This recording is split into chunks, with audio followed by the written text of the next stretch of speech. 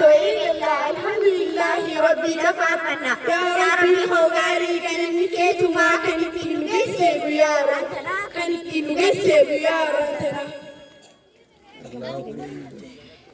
ergamooti keenyaaf galata galchine ergamaa keenyattis rahmata buufanne aalii fi sahaabaa hangana hin jaamne habiibii koo qaalii sirra haa jiraatu rahmataaf nageenyi hangana hin jaamne sirra haa jiraatu rahmataaf nageenyi hangana hin jaamne. yaa obboleeyyan koo obbolaa turaaraa tanan duniyaa rajulaa hin yuflafadhi sadii rabbii keenyaa kottaa bara nuti kaabuttaan keenyaa kottaa bara kaabuttaan keenyaa. Aki duniyaan alliisii cimaa.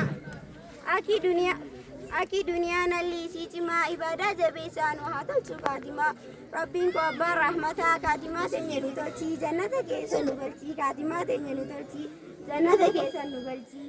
Ajjiyaan mana maa gurraanii dhageessaa hundi gandaa akturaa hedduudha yaachisaa wanni amma itti jiru eessuma nu geessaa namuu ifi yaadadhaa ibadaa jabeessa namuu ifi yaadadhaa ibadaa jabeessaa.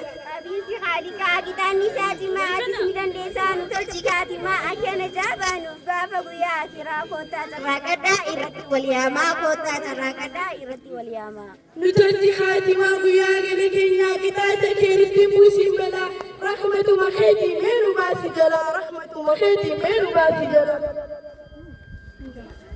Yaa Rabbi sumaa beekaa karaa qajeelloodhaa guyyaa gala keenyaa qabriinuuf. Guyyaa gala keenyaa qabriinuuf bareechi irra caalaa kananii jannataas nuuf kenni ilaahii koo gaarii nu sumaa abdannaa meerurraa qeebali ilaahii koo gaarii nu sumaa abdannaa meerurraa qeebali. Dhaamsi keenya dhumee kuwatan islaamii yoo ni nagomborree akoonaa lillaahi waan nu dhaggeeffataniif galatoomaa wallaahi assalaamu alaikum wa rahmatullaahi assalaamu alaikum wa rahmatullaahi.